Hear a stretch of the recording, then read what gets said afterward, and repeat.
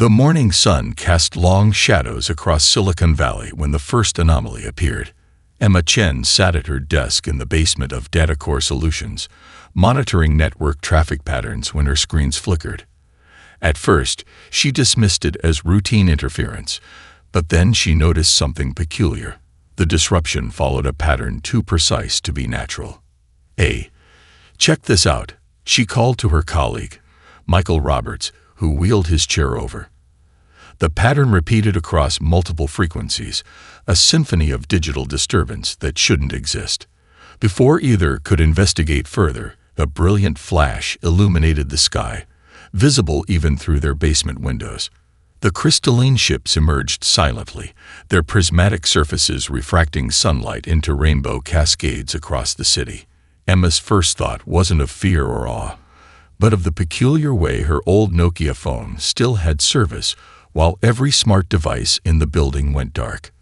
The aliens had prepared for quantum encryption, artificial intelligence, and advanced digital defenses, but they hadn't counted on humanity's tendency to keep outdated technology running. As panic erupted in the streets above, Emma noticed something else. The building's ancient copper wire network, installed decades ago and never fully replaced, still carried signals. While others rushed to evacuate, she remained at her terminal, fingers flying across the keyboard as she connected to the old infrastructure. "Michael, help me access the legacy systems," she said, her voice steady despite the chaos. "They're not blocking these frequencies because they don't consider them a threat." The irony wasn't lost on her. Humanity's reluctance to upgrade every piece of technology might become their salvation. Working swiftly, they established connections with other facilities still using older equipment. The alien ships continued their silent deployment, their energy fields disrupting modern communications, but leaving the vintage networks untouched. Through the basement windows, Emma watched as massive vessels positioned themselves above major landmarks, their crystalline structures catching and amplifying the morning light. A message crackled through Emma's old Nokia. "This is Professor Zhang from Berkeley. Anyone receiving this?" The voice was distorted but clear enough. Emma grabbed the phone, her hands trembling with excitement rather than fear. "We're here at DataCore Solutions. The old networks are still running." More voices joined the conversation. A retired radio operator in Denver, a technology museum curator in Boston, a telecommunications engineer in Chicago. Each voice represented a pocket of resistance. Connected through technology, the aliens considered too primitive to monitor. Emma's team worked tirelessly, mapping the remaining functional networks. Above ground, the aliens began their show of force, their energy weapons precisely targeting military installations and government facilities. But below ground, a different kind of army was mobilizing, armed with soldering irons and analog expertise. "Look at this," Michael said, pointing to his screen. The aliens' quantum communications created interference patterns with Earth's older radio waves, leaving traces they could track. Every burst of alien activity sent ripples through the ancient copper networks, providing crucial intelligence about their movements. As night fell, Emma coordinated with other tech centers, establishing secure communications using protocols so old they'd been forgotten by most, but not all. The aliens' superior technology became their weakness. They couldn't conceive of humans using such outdated methods effectively. Professor Zhang's voice crackled through again. "We found something. Their ship's energy fields have a harmonic resonance with our low-frequency transmissions. We might be able to use this." Emma looked at the growing network map on her screen, showing dozens of connected nodes across the country. The aliens had expected to face humanity's most advanced technology. Instead, they would face something far more dangerous: human ingenuity and resourcefulness. Powered by technology they'd dismissed as irrelevant. As she sent out coordinates to other resistance cells, Emma smiled. The aliens had made a crucial mistake in their calculations. They had prepared for humanity's peak technology, but forgotten about our past. Now that oversight would become the foundation of Earth's defense. Phase 1 complete, she typed into the ancient terminal. beginning Operation Retro. The green text glowed steadily on the black screen, a beacon of hope in the digital darkness. The day Earth changed forever was also the day humanity proved that progress isn't always about moving forward. Sometimes it's about remembering where you've been. Dr. Sarah Chen wiped condensation from her glasses as she studied the alien technology fragment recovered from a downed scout ship. The repurposed server farm hummed around her, its climate control struggling to keep the quantum computing equipment cool. 3 days without sleep had left her exhausted, but she couldn't stop now. Not when she was so close to understanding the Krathani's technological weakness. The answer has to be here, she muttered, adjusting the scanning frequency for the 100th time. The alien crystal pulsed with an inner light, its quantum states shifting in patterns that seemed to defy physics. But something about those patterns nagged at her scientific instincts. The makeshift laboratory, hidden beneath an abandoned shopping mall in Seattle, had become home to dozens of scientists working around the clock. They'd converted the mall's backup generators to power their equipment, and the food court now served as a crowded dormitory. It wasn't comfortable, but it was safe from the aliens' detection systems. Dr. Chen, Marcus Fellows, her graduate student, rushed into the lab clutching a stack of printouts. "We've finished the pattern analysis you requested. You need to see this." He spread the papers across her workbench, revealing rows of seemingly random data. Sarah's eyes widened as she spotted something impossible in the numbers. "Run it again," she ordered, but she already knew what they'd found. The alien quantum processors weren't random at all. They operated on predictable patterns, just at a level of complexity that made them appear chaotic to conventional analysis. "It's like they're allergic to simplicity," Marcus said, pointing to a particular sequence. "Every time we introduce a basic, repeating pattern, their systems try to overcomplicate it. They literally can't process simple binary logic." Sarah grabbed her tablet, fingers flying across the screen as she composed an urgent message to the resistance network. The old copper wires, still carrying signals beneath the city streets, would ensure it reached other research cells safely. "Their entire civilization is built on quantum complexity," she explained to her team as they gathered around. "They've evolved past simple computing to the point where they can't handle it anymore.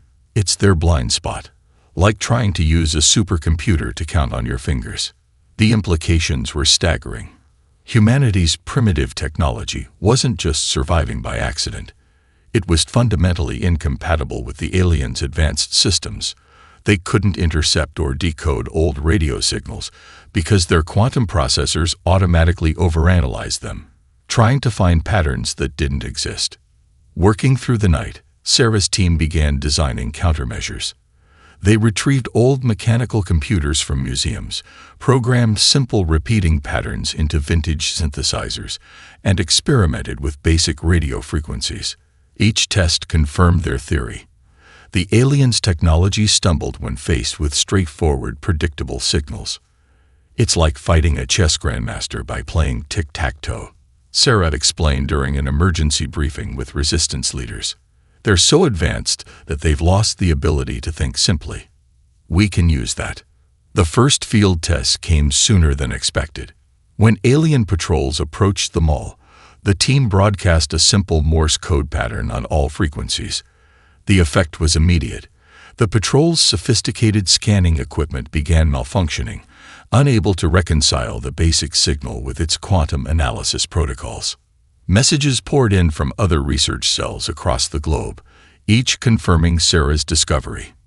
In Paris, they disrupted alien communications with mechanical music boxes. In Tokyo, vintage arcade machines created protective interference fields. Every piece of old, simple technology became a potential weapon. Sarah stared at the alien crystal, still pulsing with its complex quantum light. "We've been so focused on catching up to their technology," she said to Marcus, "that we never considered our old technology might be our greatest advantage." As dawn broke over Seattle, Sarah sent out detailed instructions to resistance cells worldwide. The aliens had mastered quantum computing, but they'd forgotten the fundamental rule of innovation.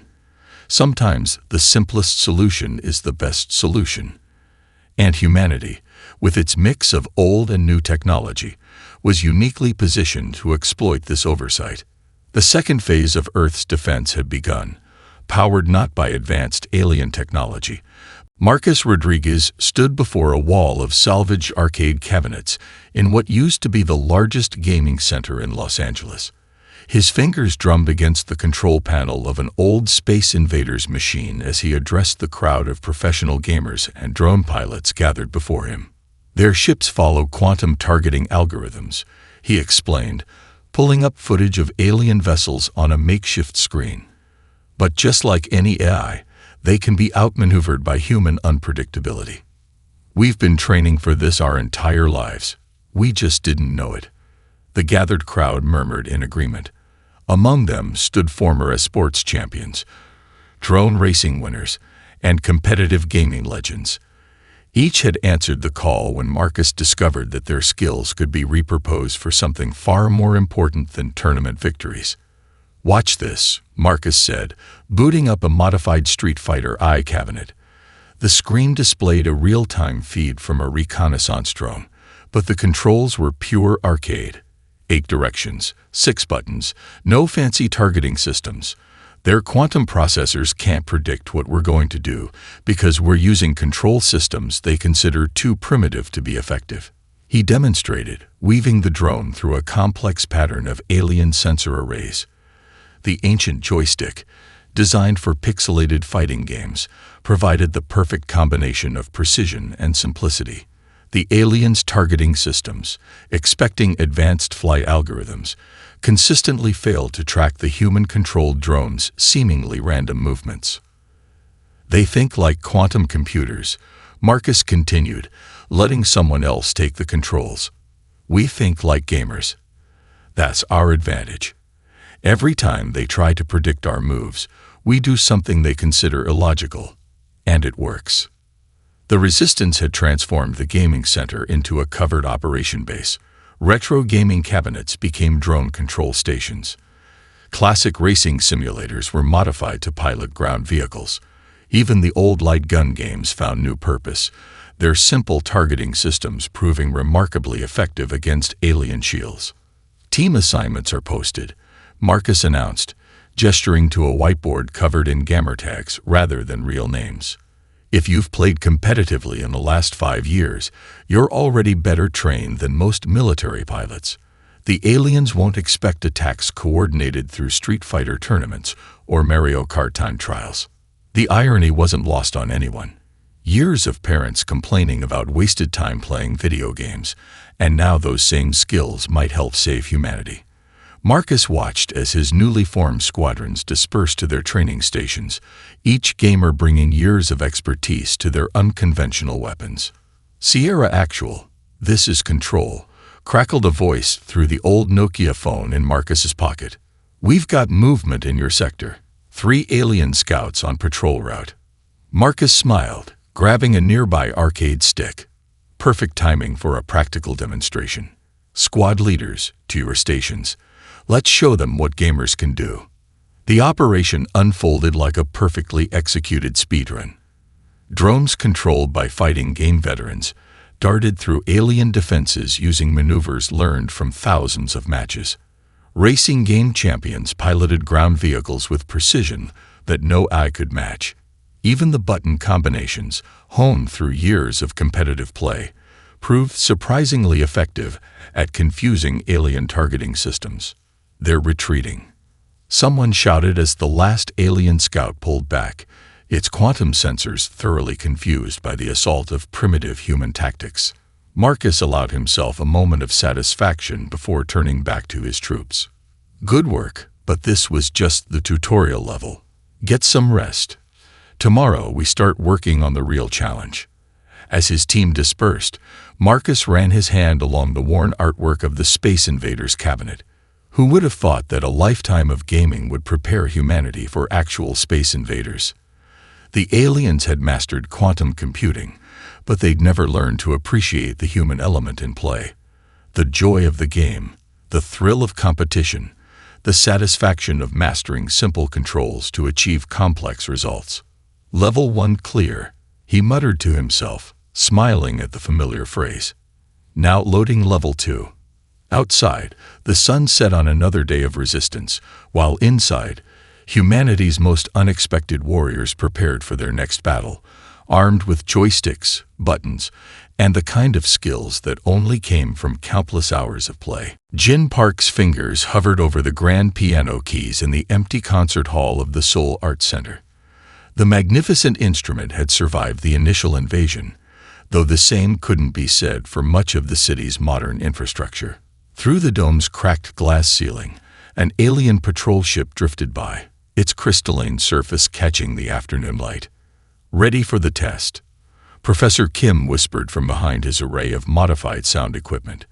The elderly acoustics expert had spent weeks analyzing the aliens' reaction to different frequencies, and today they would put his theory into practice. Jin nodded, taking a deep breath. He began with Beethoven's Moonlight Sonata, its gentle notes filling the space.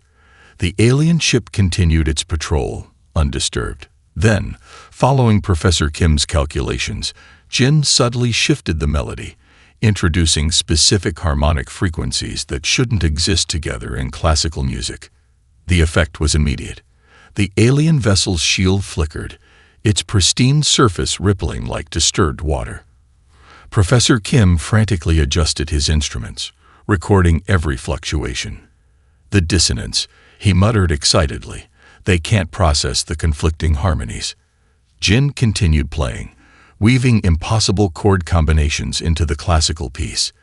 Each dissonant note sent new ripples through the alien shield. Through his earpiece, he heard the resistance team's confirmation. The ship's defensive systems were fluctuating wildly, creating gaps in their supposedly impenetrable barrier. It's like their technology expects music to follow strict mathematical patterns, Professor Kim explained, his hands dancing across his equipment. When we introduce these specific harmonic contradictions, their systems try to resolve the mathematical impossibility and fail. The discovery spread rapidly through the resistance network. Concert halls became strategic command centers. Symphony orchestras transformed into tactical units. In London, the Royal Philharmonic coordinated strikes through Mozart variations. The New York Philharmonic turned Broadway into an alien confounding fortress using modified show tunes. Jin found himself teaching other musicians the specific combinations that most affected alien technology. Think of it as intentionally playing out of tune, he explained to a group of performers, but following a very precise pattern of discord. The aliens seemed particularly vulnerable to human music's emotional resonance. Their quantum-based systems, designed to process pure mathematical patterns, couldn't handle the way human musicians interpreted and felt the music. Every performance was slightly different. Every musician added their own subtle variations, creating a beautiful chaos that disrupted alien computations. During one particularly tense afternoon, 3 alien cruisers converged on the Arts Center. Jin took his place at the piano, surrounded by a hastily assembled orchestra. As the ships moved into attack position, the musicians began playing a specially composed piece that layered classical structure with calculated dissonance. The alien vessel's shields writhed under the acoustic assault. Their precision targeting systems failed to lock onto a building filled with such contradictory sound patterns. The resistance fighters, timing their movements to the music's crescendos, moved freely through what should have been heavily guarded zones. "We need more power," Professor Kim shouted over the music. Jin nodded, launching into a thunderous combination of Liszt and the mathematically impossible harmonies they'd discovered. The largest alien ship's shield collapsed completely, forcing the entire squadron to retreat rather than risk further exposure to the debilitating sound waves. As the sun set over Seoul, Jin continued practicing the new musical patterns. Each session felt like both a concert and a military operation. The piano that had once entertained audiences now served as a weapon, though Jin preferred to think of it as a key to understanding. The aliens weren't evil. They simply couldn't comprehend the beautiful imperfection of human music. Tomorrow we'll try adding traditional Korean instruments, Professor Kim said, already sketching new harmonic patterns. The aliens seem particularly confused by sounds their mathematics says shouldn't exist together. Jin smiled, playing one last discord that sent ripples through the evening air. Humanity had spent centuries perfecting the art of musical expression, creating something that transcended pure mathematics. Now that very transcendence was becoming their salvation. The sound of hope echoed through the halls of Earth's great concert venues, carrying with it the promise of victory through creativity, emotion, and the remarkable human ability to find harmony in chaos. Isabella Romano stirred the simmering pot of her grandmother's secret sauce in the kitchen of her restored Italian restaurant in Boston's North End. The rich aroma of garlic, basil, and centuries-old tradition filled the air. But today, she wasn't just cooking for customers. She was conducting an experiment that could change the course of the resistance. "The sensors are ready," Dr. Thompson announced from his makeshift laboratory in what used to be the wine cellar. The biochemist had transformed the space into a monitoring station, filling it with salvaged equipment designed to measure the aliens' reactions to various stimuli. Isabella added a pinch of her special spice blend to the sauce, watching the steam rise. They had discovered something extraordinary by accident 3 days ago, when an alien patrol suddenly diverted from its regular route, drawn by the aromas from her kitchen. Their sensory equipment had malfunctioned, creating a brief but noticeable blind spot in their surveillance. Starting the recording, Dr. Thompson called out, "Begin the sequence." Isabella moved with practiced precision, orchestrating the symphony of scents. First, the aromatic herbs in her sauce. Then, a batch of fresh bread emerging from the wood-fired oven. Finally, the coup de grace, a selection of aged cheeses brought to perfect temperature. The effect was immediate. The alien sensor readings went haywire, their sophisticated equipment unable to process the complex layers of molecular interactions that humans simply knew as good cooking. Their quantum-based analysis systems, designed to detect and categorize threats, couldn't handle the intricate dance of organic compounds that made up Earth's culinary heritage. "It's working," Dr. Thompson exclaimed, studying his monitors. "Their sensory grid is completely confused. They can't distinguish between the chemical signatures. It's like trying to scan a hurricane and identify each individual raindrop." Word spread quickly through the resistance network. Restaurants across the globe became strategic assets. In Paris, master chefs coordinated their cooking times to create citywide sensor disruptions. Chinese restaurants in San Francisco timed their wok high perfectly to interfere with alien patrols. Indian curry houses in London created protective screens of aromatic spices. "The complexity is the key," Isabella explained to a gathered group of chefs from across the city. "Their systems try to analyze every chemical component separately. But our cooking, our real, traditional cooking, it's more than the sum of its parts. It's about transformation, combination, intuition." The aliens seemed particularly vulnerable to fermented foods. Their sensors, attempting to analyze the living bacterial processes in cheese, kimchi, and sourdough, would essentially short-circuit. A well-aged Parmigiano Reggiano became as effective as an electromagnetic pulse.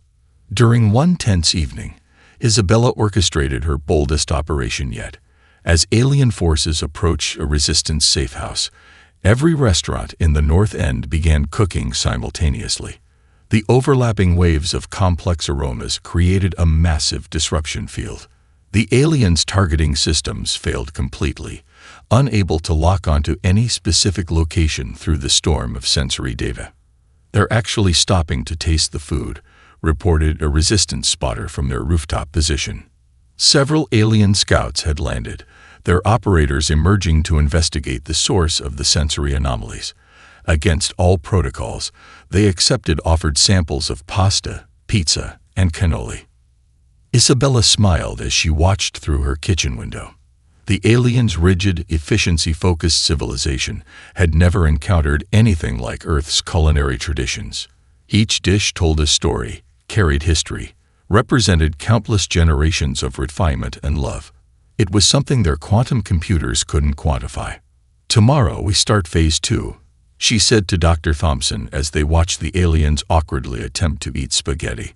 "We'll coordinate with the Chinese restaurant down the street. Their dim sum combined with our pasta should create an even bigger sensor blind spot." As night fell over Boston, Isabella adjusted her recipes, preparing for the next day's culinary campaign.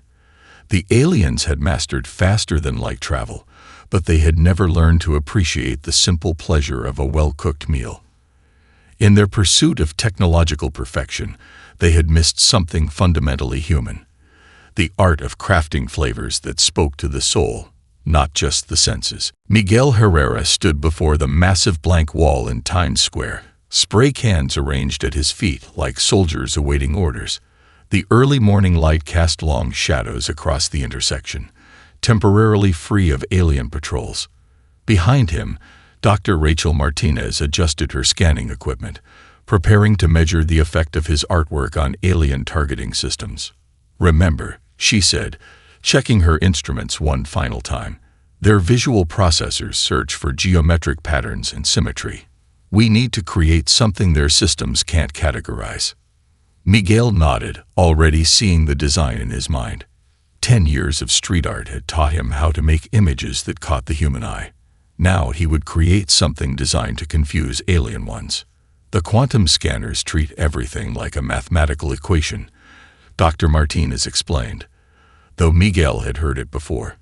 "They try to reduce visual input into predictable patterns. Your art needs to be a problem they can't solve."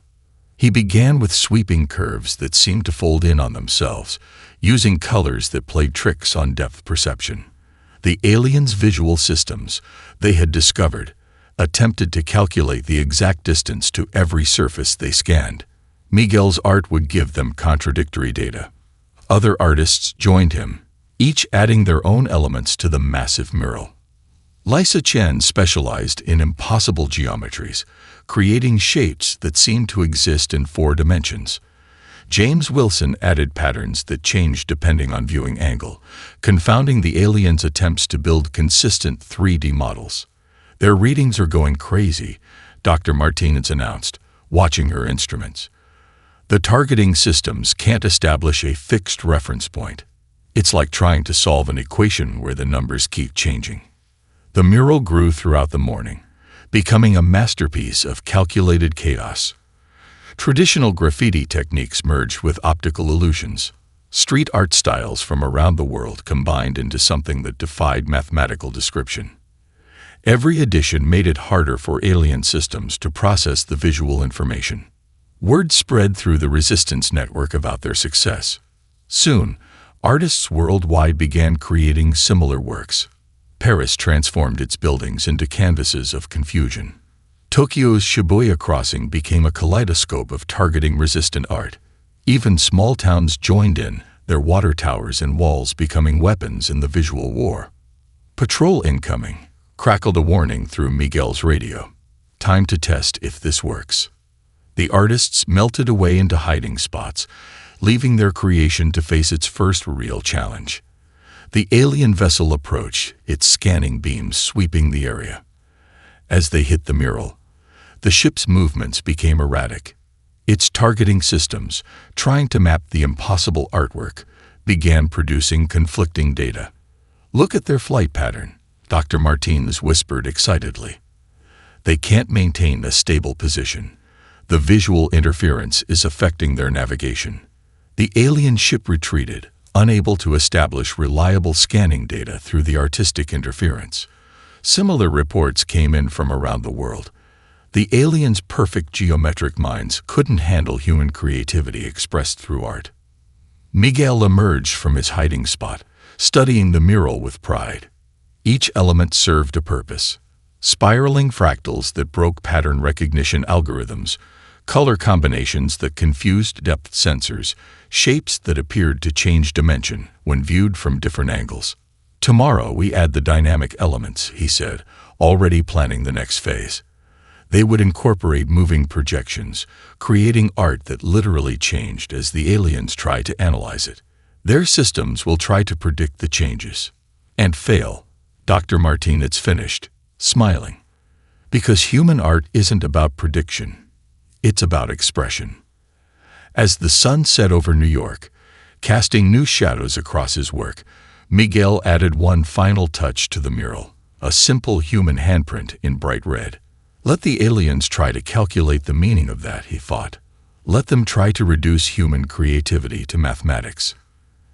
The art of confusion had become humanity's newest defense. In trying to understand Earth's defenses, the aliens had focused on military capabilities and technological achievements.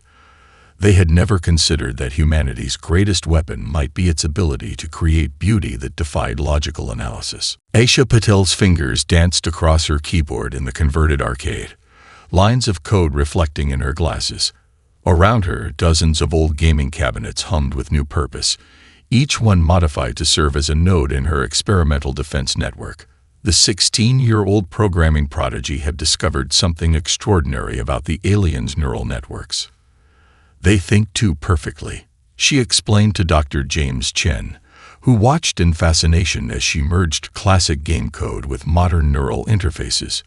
Their AI expects everything to follow optimal patterns. But human games, we intentionally create challenges, limitations, imperfect solutions.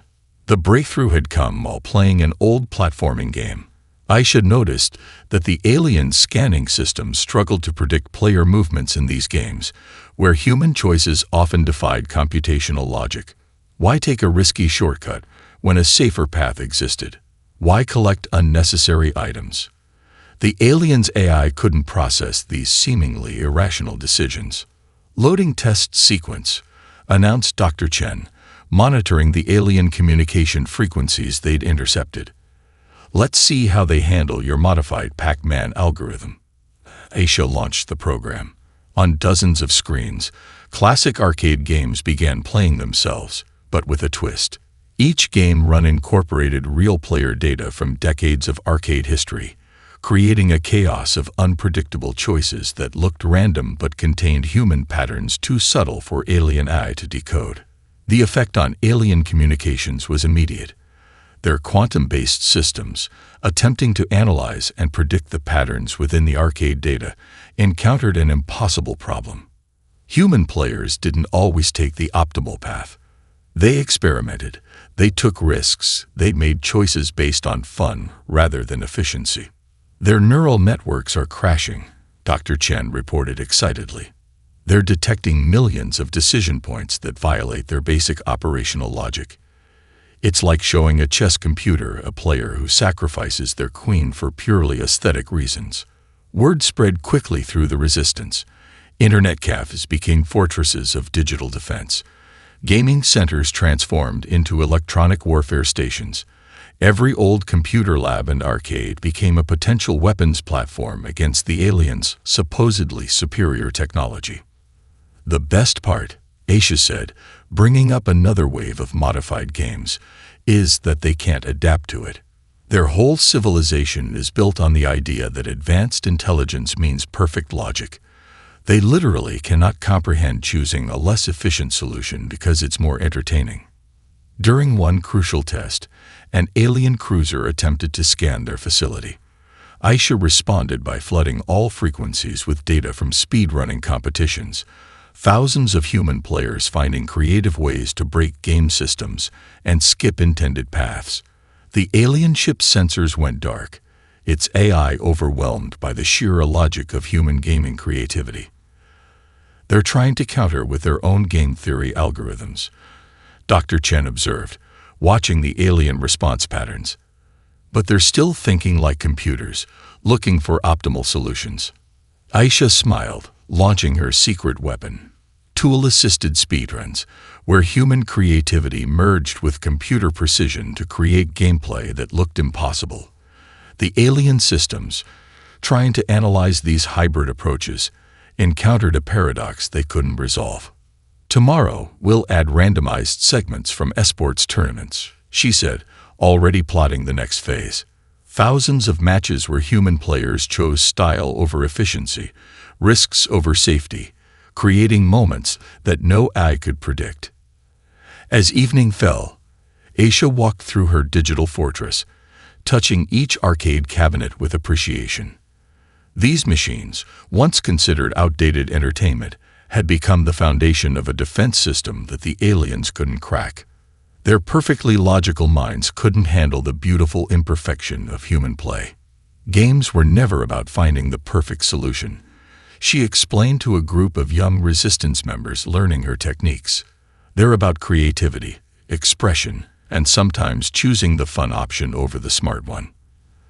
That's what makes us human. And that's what makes us impossible for them to predict. The digital dreams of decades of gamers had become humanity's electronic shield.